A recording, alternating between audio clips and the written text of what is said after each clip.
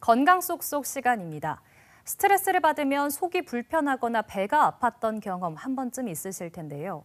단순히 신경성이라 생각하고 넘겼던 증상들이 의학적으로는 위장 질환으로 진단될 수 있다고 합니다. 오늘 이 시간은 기능성 위장관 질환에 대해 자세히 알아봅니다. 중요한 발표나 시험을 앞두고 갑자기 소화가 안 되고 설사를 하거나 밤잠에 설친 경험들 한 번쯤 있었을 텐데요. 이처럼 심리적 요인으로 발생하는 위장 질환을 기능성 위장관 질환이라고 부릅니다. 정신 건강과 밀접한 관계가 있다는데요. 좀 더 자세히 알아볼까요? 기능성 위장관 질환은 단순한 위장병이 아니라 스트레스와 정신 건강에 영향을 받는 신체적 증상입니다. 스트레스가 늘어나면 뇌는 위와 장의 신호를 보내 소화 기능을 변화시킨다는데요. 대표적으로 소화불량이나 과민성 대장증후군, 역류성 식도염과 변비 등을 예로 들 수 있습니다. 내과 검사에서 특별한 이상이 없는데도 소화 기능에 문제가 계속되면 기능성 위장관 질환으로 진단하게 됩니다. 이 질환의 증상을 개선하기 위해서는 약물 치료와 함께 스트레스를 조절해 정신 건강을 관리해야 하는데요. 뇌 위장관 스트레스 클리닉에서는 2017년부터 소화기내과와 정신건강의학과가 함께 관련 연구와 통합 진료를 시행하고 있습니다. 과로나 대인관계 갈등으로 직무 스트레스가 높아지면 기능성 위장관 질환의 위험성이 더 커진다고 합니다. 현대인들에게 기능성 위장관 질환은 더 이상 낯선 이름이 아닌데요. 효과적인 치료와 관리법은 무엇일까요?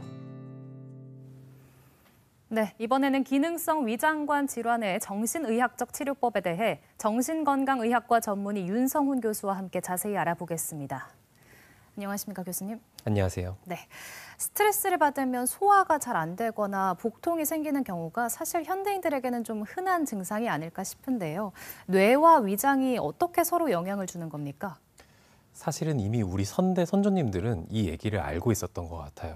우리가 잘 알고 있는 속담 중에 네. 사촌이 땅을 사면 배가 아프다라고 하는 속담이 있는데 네. 이게 사실은 우리가 질투를 나타내는 말 같지만 실제로는 우리가 스트레스를 받으면 뇌가 굉장히 예민해집니다. 이 뇌가 예민해지면서 우리 몸의 위협을 대비하는 자율신경계라고 하는 것이 이제 과잉 반응을 하게 되는데 이 과잉 반응을 하면은 보통은 자율신경계는 위협에 반응하는 신경이다 보니 우리 몸은 경계태세를 하게 되고 경계 중이다 보니 소화도 잘 안 되게 되고 그리고 스트레스 받으니 또 통증에도 예민해져야 되기 때문에 우리 몸에서 느껴지는 여러 가지 통증에 예민해지는 증상들이 생기게 됩니다.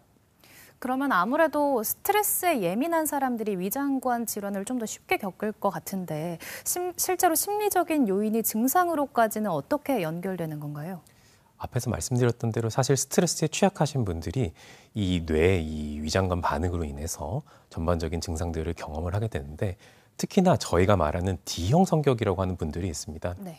D형 성격이라고 하는 분들은 사실은 좀 남에게 양보도 많이 하고 자기의 감정적인 것들을 잘 드러내지 못하고 저희가 쉽게 말하면 참고 지내시는 분들인데 이런 분들 같은 경우에는 사실은 오히려 더 스트레스에 예민하게 반응을 하게 돼서 뇌가 예민해지고 자율신경계가 과잉 활성화가 되면서 경계태세를 하게 되면서 통증을 느끼게 되고 소화불량을 경험하게 되고 이런 위장관 증상들을 경험을 하게 되죠. 듣다 보니까 기능성 위장관 질환이 확실히 이 위장만의 문제는 아닌 것 같습니다. 그러면 정신의학적으로 치료는 어떻게 진행되나요? 가장 중요한 부분은 스트레스에 대한 대처인 것 같아요. 근데 일반적으로 이게 스트레스에 대처할 수 없을 정도로 자율신경계라는 곳이 과잉 활성화되어 있다 보니 이걸 가라앉히는 약물 치료를 하게 되고 우리가 흔히 얘기하는 항우울제 또는 신경안정제라고 하는 것들을 먼저 복용하면서 이런 활성화된 자율신경계를 좀 안정시키는 역할을 하게 됩니다. 그 이후에는 사실은 원체 타고나게 스트레스에 예민하신 분들이기 때문에 스트레스를 관리하고 그다음에 상담을 통해서 이런 것들을 조절할 수 있게 하는 것들을 좀 많이 교육을 하게 되죠.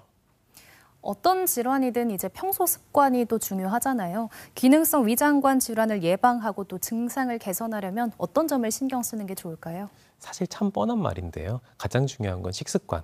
우리가 늦게까지 야식 먹지 않고 두 번째로는 수면. 잠을 잘 자는 것, 밤에 자고 낮에 일어나는 습관 자체가 스트레스에는 굉장히 중요하거든요. 수면 습관, 그리고 앞서서 말씀드린 대로 스트레스를 관리하는 게 중요한데 너무 뭔가에 몰두하지 않고 명상하는 시간, 생각을 정리하는 시간, 차분하게 머릿속을 정리하는 시간을 가지면서 스트레스에 대응하는 것이 현대인에게 가장 필요하지 않을까 싶습니다. 네. 현대인들이 참 쉽게 겪을 만한 이 질환, 평소에 본인을 좀 잘 돌아보면 좋겠네요. 오늘 여기까지 듣겠습니다. 고맙습니다.